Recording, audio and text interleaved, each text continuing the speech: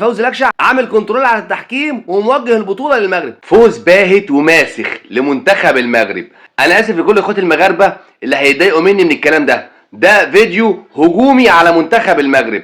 اللي حصل النهارده انا كمصري ومشجع مصري ضايقني جدا. قلت لكم قبل كده وحذرتكم في اول فيديو ليا مع منتخب المغرب في الماتش الافتتاحي، قلت لكم الشوط الاولاني من اسوأ الاشواط لمنتخب المغرب. في ناس فيكم كانت متضايقه مني وقالت لي ما تحكمش على المنتخب من اول شوط، ده ماتش افتتاحي والشوط الاولاني ده كان يعتبر تجريبي لغايه ما دخلوا في الجيم وكسبوا الماتش. لكن انا قلت لكم في الماتش ده المنتخب مش عاجبني، في حاجات مش عاجباني، في حاجات واضحه ان هي مش مظبوطه في المنتخب. فالنهارده نلاقي منتخب المغرب بيلاعب تنزانيا. ايه تنزانيا دي؟ تصنيفها ايه مع احترامي الشديد ليها؟ انا بتكلم الفيديو دوت بحرقه عشان انا بحب منتخب المغرب، لكن انا شفت النهارده مش طبيعي. تنزانيا، ومنتخب تنزانيا ده اصلا مصنف ان هو منتخب كبير من ضمن فرق افريقيا الكبار. والله العظيم ابدا انا المفروض واقعيا اقول ان المنتخب المغرب هيكسب 4-5 مع الرأفه، لكن النهارده الاقي المنتخب المغربي بيفلت بفوز مشكوك فيه. اي حد من اخوات المغاربه يزعل مني في الفيديو ده براحته، انا بقول لكم الحقيقه عشان تحطوا ايديكم عليها. والله العظيم لو منتخب مصر هو اللي حصل فيه كده النهارده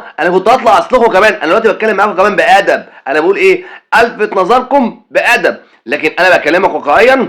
ماتش زي الزفت، ماتش وحش جدا. وليد الركراكي كان فيه بص تايه. انت في الاول او في الاخر بتلعب تنزانيا دي منتخب مش مصنف. والله العظيم كنت بقول لكم ايه، يا بختكم يا منتخب المغرب، هتلعبوا فريق ايه مقرمش كده هتقرقشوه باسنانكم. جيت ابص لقيت تنزانيا ايه مبهدلاكوا. الشوط الاولاني مضيعوا جولين ما يضيعوش. يا راجل ده لو عندهم مهاجم صح كانوا رسعكوا الشوط الاولاني 2-0. والله العظيم ما بتريق عليكم ولا بهاجمكم ولا بأنبكم، انا بفوقكم. انتوا هتطلعوا الماتش الجاي الكاميرون مش هترحمكم. لو انتم فضلتم بالمستوى ده الماتش الجاي قدام الكاميرون صدقوني الكاميرون هتمصمص لحمكم وتقرمش عظمكم، بص مش هتعتقكم. فانا بكلمك النهارده بما يرضي الله. اللي حصل النهارده اسمه مهزله. منتخب المغرب العالمي رابع العالم على ارضه وسط جمهوره مش عارف يكسب تنزانيا وبيكسبها بفوز مشكوك فيه. يا جدعان انا بكلمكم كوره بما يرضي الله. الكوره الاخيره ضربه جزاء، يعني ضربه جزاء. هتقول لي بقى ان انت كمغربي شايفها ان هي مش ضربه جزاء وان هو حط ايده على اللعيب كده بالراحه. مفيش الكلام دوت يا معلم، ده اسمه تهور، والتهور في كره القدم يعني فيها عقاب، والعقاب بتاع اللعبه ديت